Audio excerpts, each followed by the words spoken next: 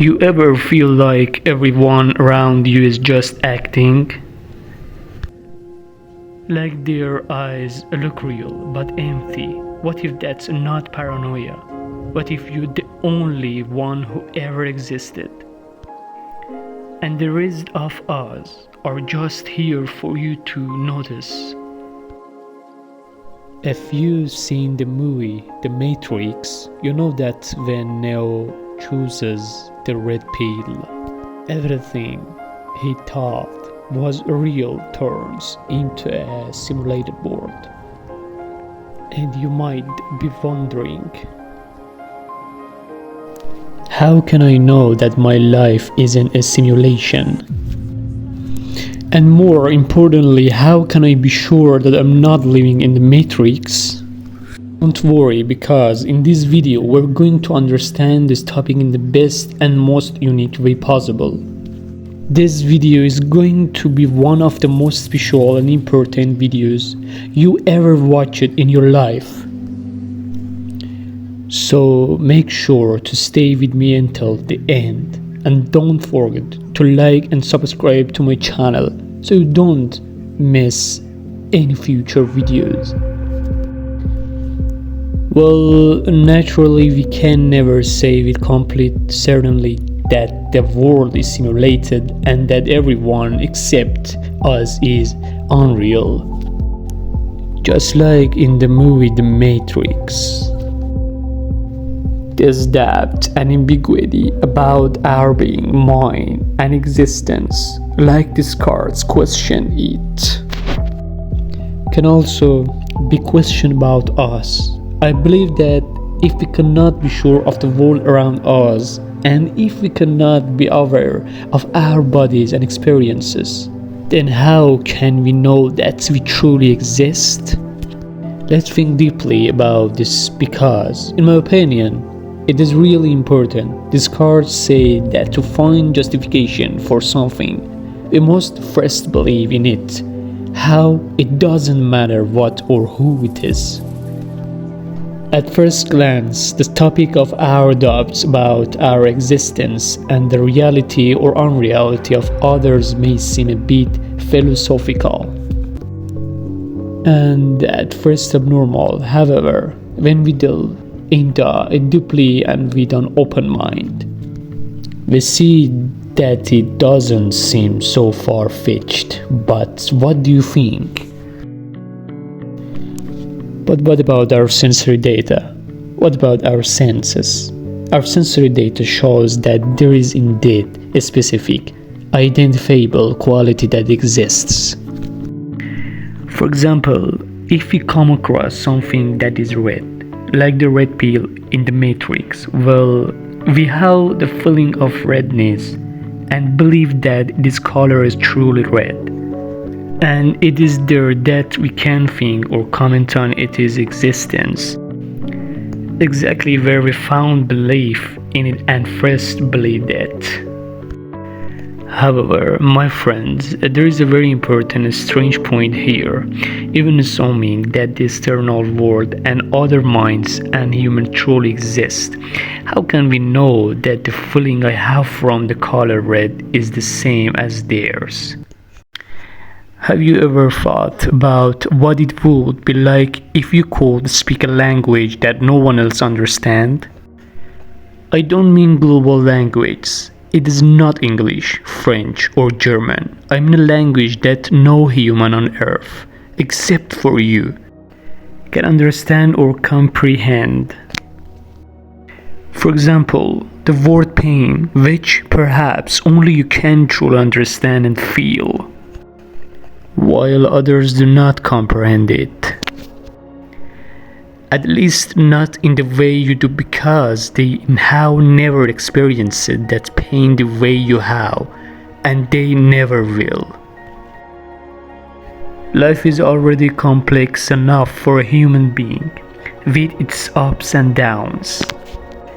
And when we come to address these seemingly strange and philosophical issues, we realize that our daily lives are nothing compared to the possibilities of what could exist. They are incomparable. Well, maybe you might ask yourself what the reason is for all these questions and theories.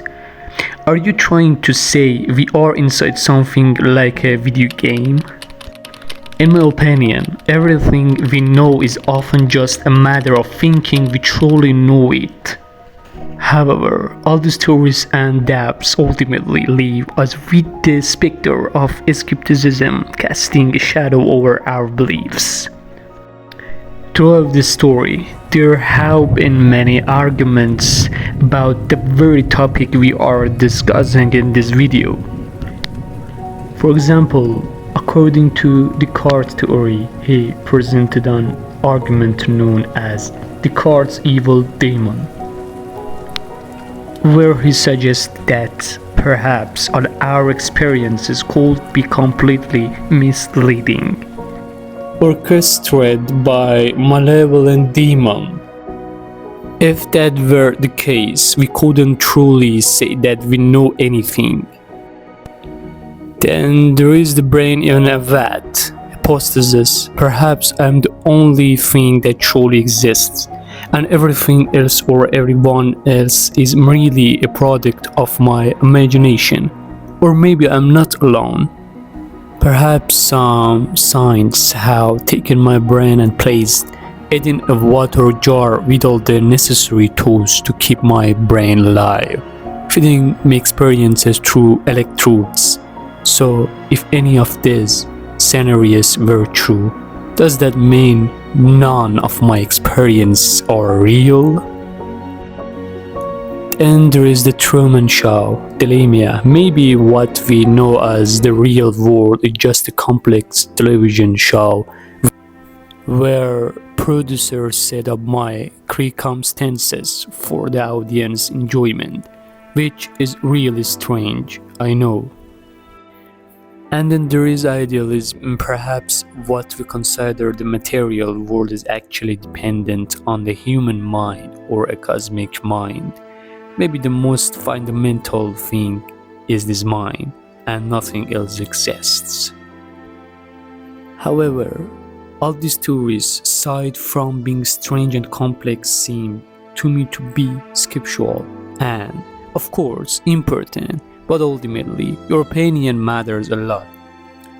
So please share your thoughts and ideas in the comments.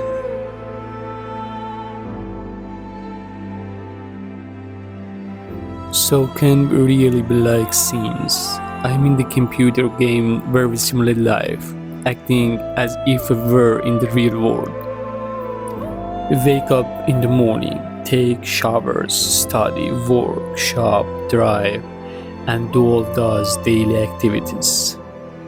In a way, we are those virtual humans that we choose in the game to go places and do things at specific moments. I know it might seem a bit scary and strange at first glance, suggesting that we are being controlled by something bigger, like the Sims game, and that we have no free will, being doomed to a predetermined fate in this simulated game. Well, with all these viewpoints that we might be living in a simulated world, like in the movie The Matrix, where Neo is the true and main character of the story, and his real self exists independently of the Matrix. It is as if the sensory organs are manipulated or set aside to provide experiences from an artificial world that is indistinguishable from the real one. This computer simulation theory, according to Nick Bostrom, suggests that the probability of us currently being in a simulation and that the things around us are not entirely real, except for ourselves, perhaps is less than 50%, but he hasn't said it is 0%. A more colloquial version of this theory is even discussed today by individuals like Neil deGrasse Tyson and Elon Musk. The joie theory could also relate to this simulation and the non-reality concept,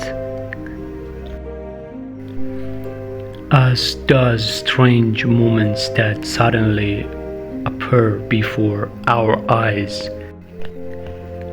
sometimes make us feel like that sense has happened before.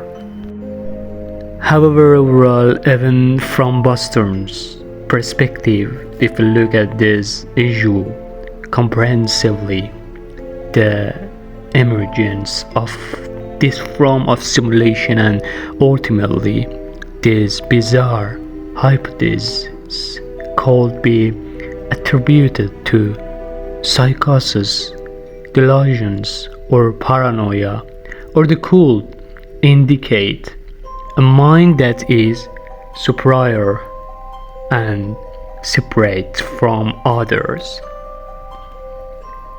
But in any case, we likely enjoy all the events we see and experience in our lives, even if we are not living in a computer simulation. In general, if we were to accept the simulation and the non-existence of the things around us, then many things would become illogical and a lot would change. At that point, we wouldn't be able to trust anything, and doubts and ambiguities would arise regarding our spiritual and scientific beliefs and everything we experienced or are experiencing. In my opinion, that can't be very ideal. But what do you think?